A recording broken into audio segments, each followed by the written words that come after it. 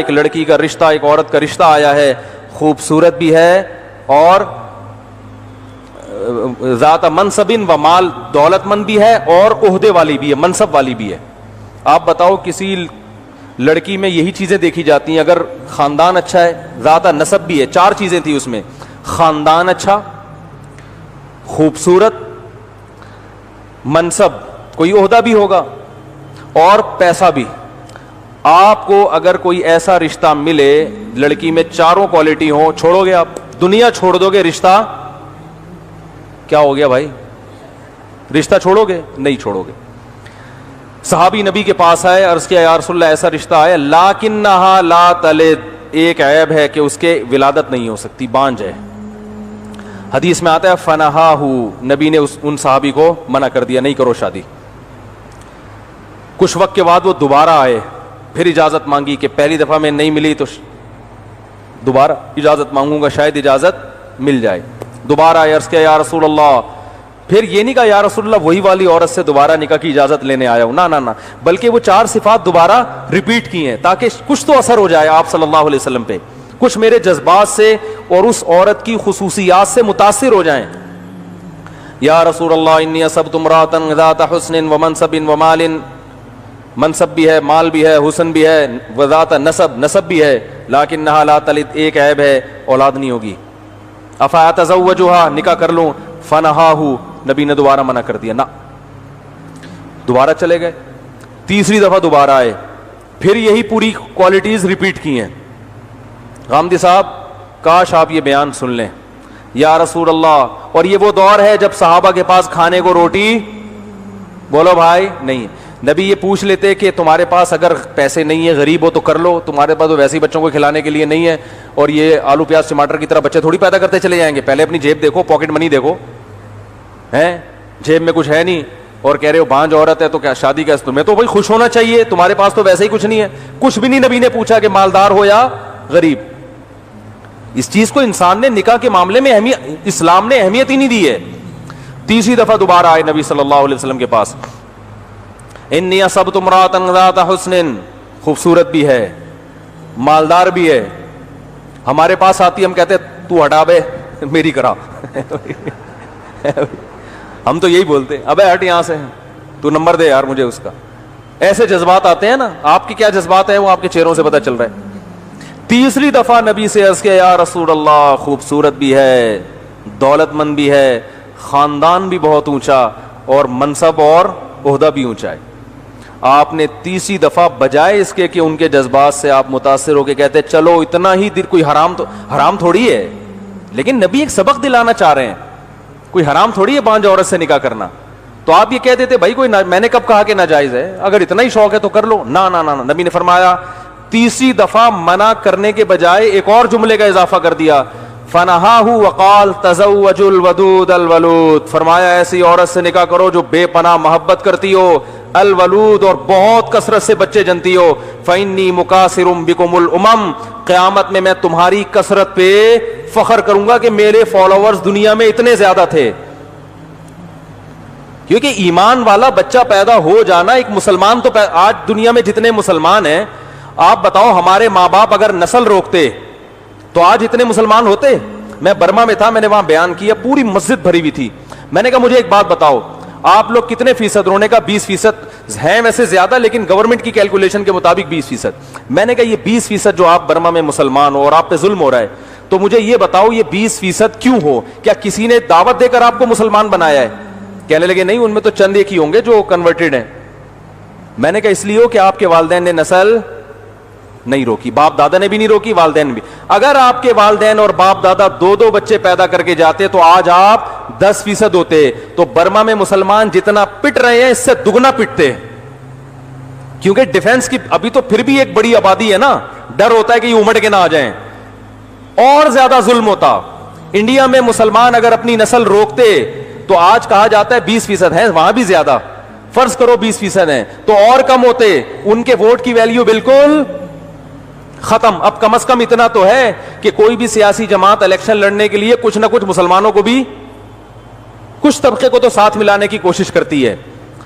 تو تو اگر یہ تعداد اور دگنی ہو گئی انڈیا میں تو مسلمانوں کی اگلی نسل میں ووٹ کی طاقت دگنی ہو جائے گی کہ نہیں ہو جائے گی؟ تو غامدی صاحب کو کہنا چاہیے تھا کہ انڈیا کے مسلمانوں، ہندو جو ہمیشہ جو متعصب ہندو جیتتے ہیں اس کی وجہ یہ ہے کہ ان کی تعداد، ان کا ووٹ بینک انڈیا میں زیادہ ہے. آپ بہت تیزی کے ساتھ نسل بڑھاؤ تاکہ اگلی نسل میں آپ کا ووٹ بینک، اس کی قوت بڑھ جائے. تو نبی تو یہ سب چیزیں جانتے تھے، اس لیے اپنی امت کو ترغیب دے رہے ہیں کہ انہوں نے میدانوں میں لڑنا بھی ہے. ان کی جب تک ان کی افرادی قوت اتنی بائیکاٹ اگر اتنی بڑی آبادی کرے گی تو اس بائیکاٹ کا اثر ہوتا ہے. تو بہت کچھ مسلمان اپنی آبادی سے کر رہا ہے. ٹیکنالوجی نہیں ہے، وہ ہماری حماقتوں سے ہے. اس کا تعلق آبادی سے نہیں ہے. وہ تو ہمارے اس سے آدھی بھی آبادی ہوتی تو اس سے بھی زیادہ گئے گزرے ہوتے. جو ہماری یونیورسٹیوں کا اور کالجز کا حال ہے نا، اس کا بچوں کی کثرت سے تعلق نہیں ہے. اس میں ایک بچے کو بھی داخل کراؤ گے نا، وہ بیچارہ گدھا ہی بن کے نکلے گا. وہ تو سسٹم ایسا ہے نا، گدھے بندے ہوئے ہیں.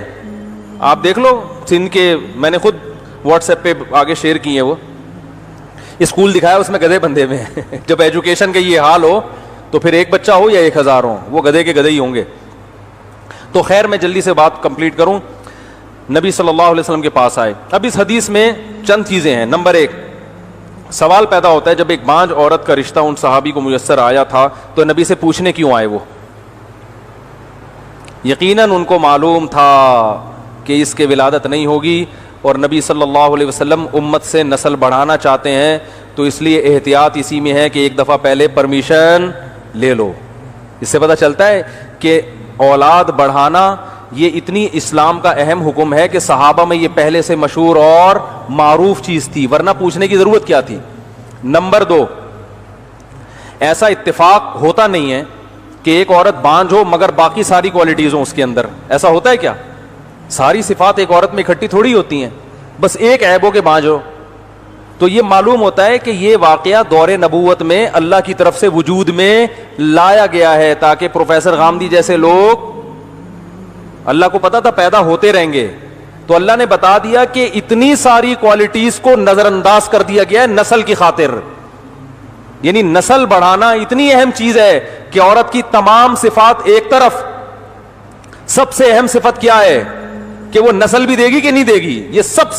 یہ عورت کی تمام کوالٹی، اس کی ایجوکیشن، اس کا خاندان، اس کا حسن و جمال، یہ سب ایک طرف ترازو کے ایک پلڑے میں، اور ایک کوالٹی کیا ہے کہ وہ نسل بڑھائے گی، یہ دوسرے پلڑے میں. تو یہ دوسرا پلڑا شریعت کی نظر میں وزنی اور فطرت کی نظر میں بھی ہے. نکاح کا بنیادی مقصد کیا ہے؟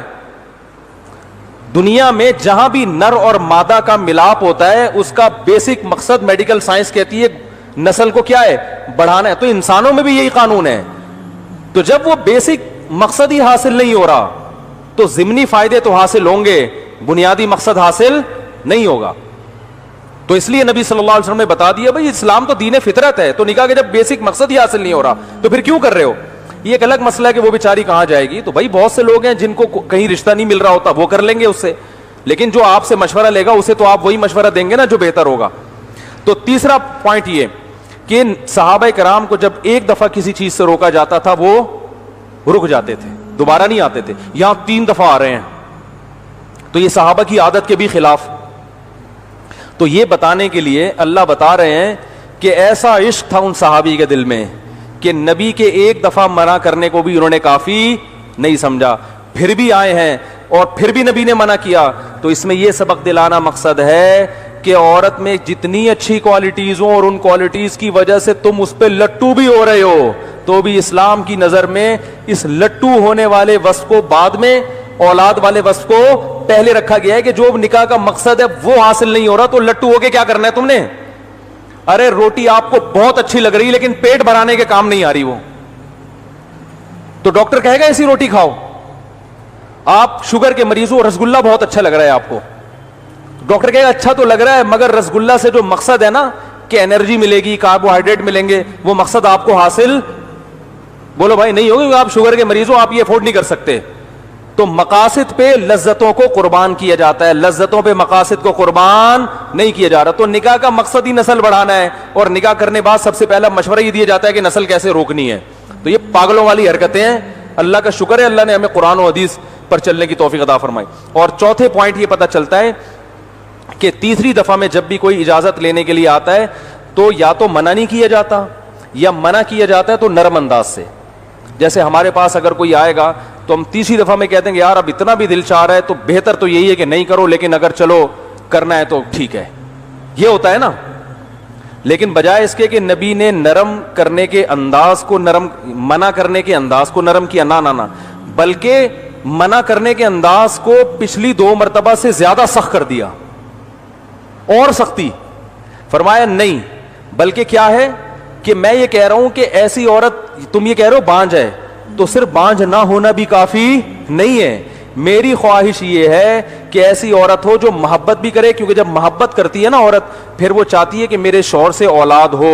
طلاق لینے کا پروگرام ہو تو پھر وہ اولاد نہیں چاہتی, یا وہ ٹرائی کر رہی ہو کہ دیکھوں اس میاں کے ساتھ رہتی ہوں, ایک آدھ بچہ پیدا کر لیا, پھر دیکھتے ہیں اگر بن پڑی تو ٹھیک ہے, نہیں تو پتلی گلی سے نکل لیں گے. جو ٹوٹ کے محبت کرتی ہے وہ تو چاہتی ہے کہ میرا گھر کیا ہو, آباد ہو بھائی, اب اسی کے ساتھ رہنا ہے. تو آپ نے فرمایا ایسی عورت سے نکاح کرو جو محبت بھی کرے اور کثرت سے بچے جنے.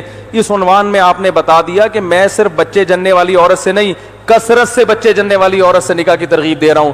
تو جو پیغمبر یہ چاہتا ہو کہ صرف بچے نہ جنے بلکہ کثرت سے جنے, وہ ایسی عورت پہ نکاح پہ کیسے خوش ہوگا جو بانجھ ہو. تو یہ بتا دیا کہ تیسری دفعہ جب آئے ہو نا تو اب 300 دفعہ بھی آؤ گے تو اجازت نہیں دوں گا. اس عنوان میں آپ نے یہ بتا, تبھی وہ چوتھی دفعہ نہیں آئے پھر. اور یہ بھی مسئلہ یاد رکھیں, اس پر امت کا اجماع ہے کہ بانجھ عورت سے نکاح جائز ہے, کوئی گناہ نہیں ہے. پوری امت کا اجماع ہے, کیونکہ نکاح جن عورتوں سے اللہ نے حلال کرا دی اس میں بانجھ عورتیں بھی داخل ہیں. تو سوال پیدا ہوتا ہے جب حرام بھی نہیں ہے تو نبی اتنی شدت سے منع کیوں کر رہے ہیں؟ تو علماء کہتے ہیں صرف یہ بتانے کے لیے کہ میں اپنی امت سے نسل کی کثرت میں کتنا زیادہ حریص ہوں, میں کتنا زیادہ انٹرسٹڈ ہوں, کتنا زیادہ مجھے رغبت ہے کہ میری امت نسل بڑھائے. تو بھائی قرآن و حدیث کو اپنے حساب سے مت ڈالو, خود کو قرآن